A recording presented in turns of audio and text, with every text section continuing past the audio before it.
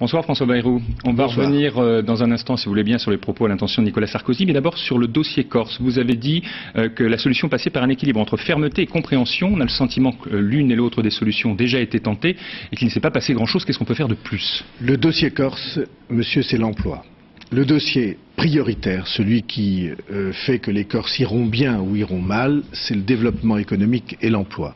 Et l'emploi, ça passe évidemment par l'équilibre de l'île. Pour obtenir l'équilibre de l'île, il faut de la fermeté, et je n'y manquerai pas.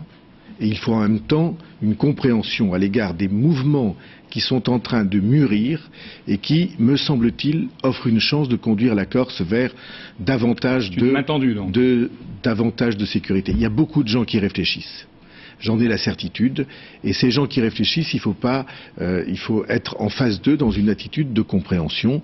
Je suis absolument persuadé que la Corse peut trouver sa place dans la République sereinement, en étant fière de sa culture, fière de sa langue, fière de son identité, comme tant et tant d'autres régions françaises ont besoin de l'être. Alors en Corse, vous avez beaucoup critiqué Nicolas Sarkozy, on l'a entendu, en dénonçant en tout cas l'idéologie du mépris et ses propos sur la pédophilie quand il lui-même pensait qu'on est pédophile. C'est un peu comme si c'était aujourd'hui le candidat que vous a confronté avant un second tour déjà. Je suis en désaccord absolu avec cette présentation. Alors dites-moi.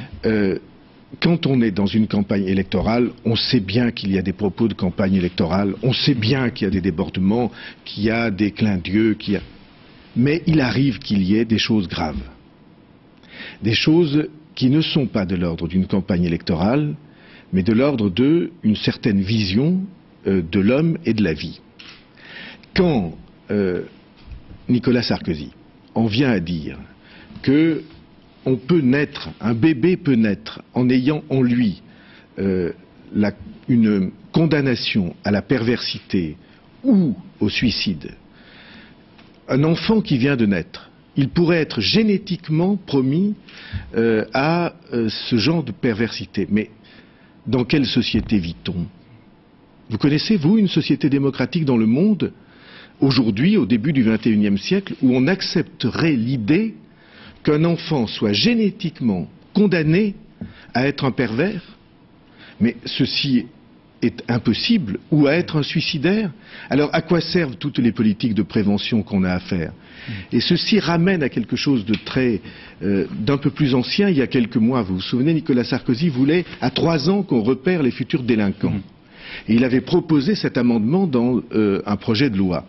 Alors il y avait eu des pressions, il l'avait retiré. Mais vous voyez bien que tout ceci est une logique. Alors, eh bien, ceci, c'est quelque chose que nous, la France, l'Europe, que l'humanisme ne peut pas accepter.